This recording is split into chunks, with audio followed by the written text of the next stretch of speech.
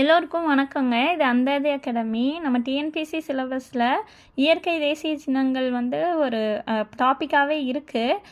6th புக்கில் வந்து இதை பற்றின டீட்டெயில் கொடுத்துருப்பாங்க, வருஷத்தோடு கொடுத்துருப்பாங்க.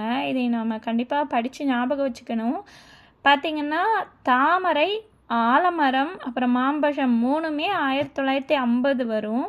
இப்போ ஒரு மரம் இருக்குது, மரத்தில் பூ இருக்குது, பூ அப்புறம் பழம் ஆகுது. மரம், பூ, பழம் மூணுமே 1950. இப்படி ஞாபகம் வச்சுக்கோங்க. ஆலமரம், தாமரை, மாம்பழம் மூணுமே 1950. 3 முடிஞ்சுங்களா? அதுக்கப்புறம் மயில் இருக்குது பாருங்கள். மயில் வந்து 1963. அதே 10 வருஷம் கழித்து புலி 1973.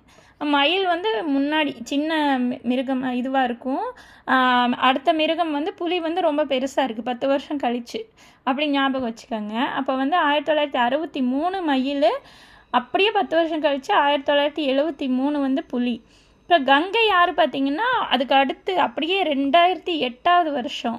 இப்போ வந்து 6 எப்படி ஒரு வளைஞ்சு ஓடுங்களா? இப்போ 8 வந்து நம்ம வளைஞ்சு தானே எழுதுவோம், வளைச்சி எழுதுவோம். அதனால் 2008 கங்கை யார் ஞாபகம் வச்சுக்கோங்க. அப்புறம் பாருங்கள், யானை, ஆற்று ஓங்கில் ரெண்டுமே 2010.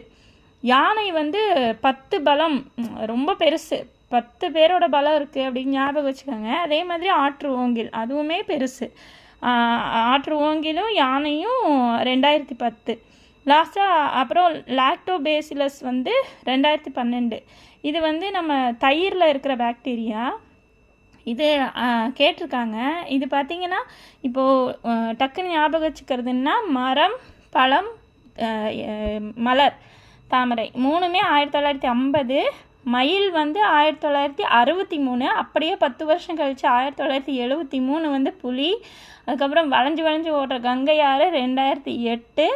யானையும் ஆற்று ஓங்கிலும் ரொம்ப பெரிய பலம் கொண்டது, 10 பலம், அதனால் 2010. அதே 2 வருஷம் கழிச்சு லாக்டோபேசிலஸ் அப்படிங்கிறது 2 வார்த்தையாக இருக்கா, லாக்டோபேசிலஸ், அதனால் 2012 அப்படி ஞாபகம் வச்சுக்கோங்க. இது அப்புறம் ராஜநாகம் பற்றியும் கொடுத்துருப்பாங்க, ஆனால் அதுக்கு வருஷம் கொடுக்கல.